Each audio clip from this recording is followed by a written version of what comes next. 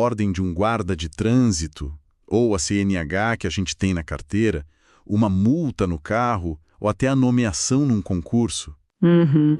Tudo isso é o Estado agindo, manifestando a vontade dele no nosso dia a dia.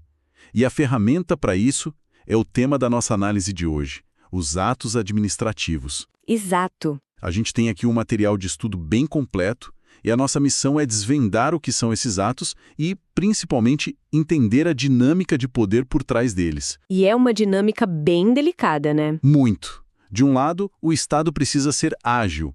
Do outro, nós, cidadãos, precisamos de garantias. Como que essa balança se equilibra? Essa é a grande questão do direito administrativo, né? Compreender os atos é, no fim das contas, entender a linguagem do poder público. É a ponte entre a lei, que é super abstrata, e a vida real, que é bem concreta. Certo. Cada ato cria direitos, cria deveres. Isso. E saber como eles funcionam é simplesmente fundamental. Ok, então vamos pelo começo. O que, afinal de contas, define um ato administrativo? Tem a definição clássica da jurista Maria Silvia Zanella de Pietro, que diz que é uma declaração do Estado Sim, que produz efeitos jurídicos imediatos. sobre regime de direito público e, claro, sujeita a controle pelo judiciário. O que me chama a atenção aí é o unilateral, é o Estado decidindo sozinho. E esse é o ponto-chave. É o que diferencia de quase tudo que a gente faz na vida privada. Quando você compra uma casa, por exemplo, tem um contrato, um acordo. As duas partes concordam. Exato. No ato administrativo, a vontade que prevalece é a do Estado, sempre em nome do interesse público, claro. O exemplo da multa é perfeito. O Estado impõe. Ele não negocia com você. Se você concorda ou não, para a validade do ato é irrelevante. Mas essa definição parece muito ampla. Quer dizer que tudo que o governo faz é um ato administrativo? Por exemplo, a prefeitura alugando um prédio para uma secretaria. Isso é a mesma coisa que me dá uma licença para construir? A sensação é que não. É uma ótima pergunta, porque toca numa distinção que é técnica, mas essencial.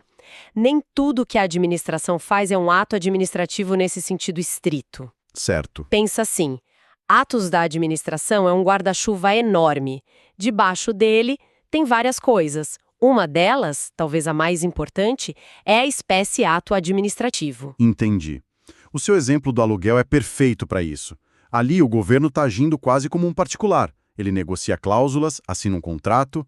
É direito privado, não tem imposição. Tá, então o que mais estaria debaixo desse guarda-chuva, mas que não é um ato administrativo típico? O nosso material lista alguns. Por exemplo, os atos materiais. Pensa na demolição de um prédio. A ação física, o trator derrubando a parede, não é o ato. Ah, é a execução do ato. Exatamente. O ato foi a ordem de demolição que veio antes. Outra coisa são os atos políticos, tipo o veto de um presidente a uma lei. Isso tem uma lógica própria, mais constitucional. E, claro, os contratos, que são bilaterais. E quando o governo não faz nada, a gente entra com um pedido e a resposta é um silêncio, um vácuo. Parece que esse silêncio já é uma resposta, não é? E essa é a essência do debate. Juridicamente, o silêncio não é um ato, porque falta a tal da declaração de vontade, né? Certo. Mas você tem toda a razão. Ele não é um nada. Ele é o que a gente chama de fato administrativo. Uma omissão que a lei precisa dar um significado. Às vezes, a lei diz que o silêncio vale como um sim. Uma aprovação tácita. Isso. Em outros casos, pode significar um não. O ponto é que o Estado não pode deixar o cidadão no limbo. A lei tem que dar uma consequência para essa inércia. Beleza. É aqui que a coisa fica interessante. Se os atos são essa ferramenta de poder, o que dá a eles essa força toda? O material fala dos atributos que são tipo uns superpoderes. E tem aqui aquele mnemônico famoso, o PAT. Exato. Presunção de legitimidade, autoexecutoriedade, tipicidade e imperatividade. São as características que colocam o ato administrativo em outro patamar. Vamos começar pela presunção de legitimidade e veracidade. A ideia é que, a princípio, o ato do Estado é legal e os fatos que ele alegra são verdadeiros, até que se prove o contrário. A consequência prática disso é gigante, né? Gigantesca. Inverte o ônus da prova. Exato. Se um guarda de trânsito te multa por usar o celular, não é ele quem tem que provar que você estava ao telefone. A palavra dele, como agente público, já tem essa presunção. Então sou eu que tenho que me virar para juntar provas e mostrar que a multa foi errada. Exatamente. Isso garante que a máquina pública não pare a cada contestação. Mas vamos combinar, é um poder e tanto na mão do agente. O segundo poder, imperatividade. A capacidade de criar obrigações para nós, querendo a gente ou não. O exemplo da fonte é ótimo. Se uma pessoa qualquer na rua manda um motorista parar, ele ignora. Claro. Mas se um policial fardado dá a mesma ordem, a história muda completamente. E essa imposição vem da ideia de que o interesse público está acima do privado. A ordem do policial não é um desejo pessoal, é o Estado agindo para manter a ordem no trânsito, que é um bem de todo mundo. Agora, um que parece quase absoluto. A autoexecutoriedade. A ideia de que a administração pode executar suas decisões sem pedir licença para um juiz antes. Isso soa até meio perigoso. E é um dos pontos mais sensíveis, sem dúvida. O exemplo clássico é o carro guinchado. A prefeitura não liga para o juiz. Excelência, posso guinchar aquele carro em fila dupla? Não. Ela vai lá e faz. Ela vai lá e faz. A justificativa é a agilidade. O interesse público não pode esperar um processo judicial para desobstruir uma rua. Mas não pode ser um cheque em branco. Quais são os freios para esse superpoder? Os freios são tudo. Primeiro, a autoexecutoriedade não é a regra geral. Só pode ser usada quando a lei autoriza ou em emergências muito claras, tipo interditar um prédio que vai cair. Entendi. E o mais importante, ela não elimina o controle do juiz. Ela só adia. O dono do carro guinchado pode depois ir à justiça questionar o ato e pedir indenização. A lógica é que inverte. Primeiro o Estado age, depois se discute no judiciário. E o último do PAT? A tipicidade. O que seria isso? A tipicidade é uma garantia para nós, cidadãos. Funciona como se fosse um cardápio de atos que a lei dá para a administração. Para cada objetivo, existe um tipo de ato específico. Ah, então ele não pode inventar uma punição? De jeito nenhum. Se ele quer punir um servidor, tem as opções que a lei dá: advertência, suspensão, demissão. Não pode criar uma penitência do nada. Isso impede a arbitrariedade. É um limite direto ao poder. Perfeito. Já vimos o que são os atos e seus superpoderes. Agora, vamos entrar na anatomia de um ato, os ingredientes dele, o tal do confie for mob. Exato. Se faltar um desses, o bolo desanda. Competência, finalidade, forma, motivo e objeto. São 5 requisitos de validade. Se um deles tiver defeito, o ato é viciado, é ilegal. E aqui tem um detalhe que derruba até estudante avançado. A diferença entre motivo e motivação. Parecem a mesma coisa, mas não são. É uma pegadinha clássica. O motivo é a situação do mundo real, o fato e o direito que autorizam o ato. É a causa. A infração de trânsito é o motivo da multa. Certo. Já a motivação é o papelada. É a exposição por escrito dos motivos, é a justificativa formal.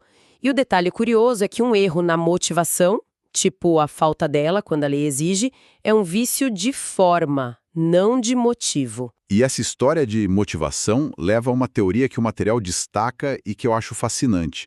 A teoria dos motivos determinantes. Ela é um dos mecanismos mais inteligentes de controle da administração. A ideia é a seguinte: se o administrador, mesmo sem ser obrigado, decide dar um motivo para o ato dele, ele fica preso àquele motivo. A validade do ato passa a depender se aquela justificativa é verdadeira ou não. Então, mesmo quando o governo não precisava dar uma razão, se ele escolhe dar uma, ele fica amarrado naquilo. Parece uma armadilha que ele cria para si mesmo. Parece, né? Mas é um instrumento de transparência e um freio contra a arbitrariedade. O exemplo da fonte é ótimo. Exoneração de cargo comissionado. A regra é que não precisa de motivo. Certo. Livre nomeação e exoneração. Isso. Mas digamos que o chefe exonera o servidor e escreve lá no ato: motivo, corte de gastos. Aí, na semana seguinte, ele contrata outra pessoa para a mesma vaga. O motivo do corte de gastos virou fumaça. Exatamente. Pela teoria dos motivos determinantes, esse motivo se revelou falso. O servidor exonerado pode ir à justiça e anular o ato. O administrador ficou preso à própria palavra. Isso é muito poderoso. Ok, então, o que acontece quando um ato precisa ser desfeito? Chegamos na extinção dos atos e aí vem a dupla que sempre causa confusão: anulação e revogação. São os dois principais remédios, mas para doenças diferentes. E entender a diferença é crucial. Vamos lá. Anulação é o remédio para um ato doente, ou seja, ilegal. Ele nasceu com um vício em um daqueles 5 elementos. Isso. Como ele era ilegal desde o começo, a anulação volta no tempo, tem efeito retroativo. É o tal do ex-tunc. É como apertar delete. E, por ser uma questão de legalidade, tanto a administração quanto o judiciário podem anular. Perfeito. Agora, a revogação é para um ato que nasceu saudável, perfeitamente legal, mas que deixou de ser interessante, virou inconveniente, inoportuno. A política pública mudou, o orçamento. Exato. Como o ato era válido, a revogação só vale daqui para frente, ex nunc. Não apaga o passado. E o ponto mais importante: como é uma avaliação de conveniência, de mérito, só a própria administração pode revogar. O juiz não pode se meter e dizer o que é o oportuno para a gestão. A fonte também fala rapidinho da cassação, que é quando o beneficiário do ato descumpre as regras, né? O exemplo clássico é cassar o CNH do motorista que fez muita besteira. Isso mesmo. E para fechar esse ciclo, nem sempre um ato com defeito precisa ser demolido. Às vezes dá para consertar. É a figura da convalidação. Um remendo. Um remendo, exatamente. Se o vício for pequeno, sanável, a administração pode corrigir e salvar o ato. E que tipo de vício pode ser consertado? A regra, com mais um mnemônico, é o foco. Vícios de forma, desde que não seja essencial, e de competência, desde que não seja exclusiva. Por exemplo, um ato que deveria ser assinado pelo secretário foi assinado pelo diretor. O secretário pode ir lá depois e chancelar o ato convalidando. Isso também volta no tempo. Também, efeito ex tunc. O ato é considerado válido desde o começo. É uma medida de bom senso, né? Para não anular tudo por um erro pequeno que não prejudicou ninguém. Então, para a gente amarrar as pontas, a gente viu que os atos administrativos são a principal ferramenta de ação do Estado, que aparece em tudo, de uma multa a uma nomeação. A gente explorou os superpoderes, os atributos do PEIT, que dão força e agilidade. Certo. Dissecamos a anatomia, os 5 elementos do Cunfiformub, que são o checklist de validade, e, por fim, entendemos como desfazer esses atos, diferenciando anular um ato ilegal de revogar um ato que se tornou inoportuno. Uma viagem completa pela espinha dorsal do direito administrativo. Então, o que tudo isso significa, voltando para a nossa pergunta inicial, sobre poder e controle? Significa que os atos são um campo de tensão. Eles têm prerrogativas, os tais superpoderes, para o Estado poder funcionar. Sim, para ter eficiência. Mas cada um desses poderes vem com um limite, uma regra de controle, seja a tipicidade, os 5 elementos ou o controle do judiciário. O sistema é desenhado para ser forte, mas não absoluto. Isso nos deixa com um pensamento final para reflexão. Vimos que atributos como a autoexecutoriedade permitem ao Estado agir rápido, sem pedir licença prévia ao judiciário. O argumento é a eficiência. A reflexão que fica é: numa democracia, onde exatamente a gente traça a linha entre essa eficiência necessária da máquina pública e a proteção do cidadão contra um erro ou um abuso? Como garantir que a velocidade do Estado não atropele o direito de defesa? Esse equilíbrio não é algo dado, ele é construído e disputado todos os dias.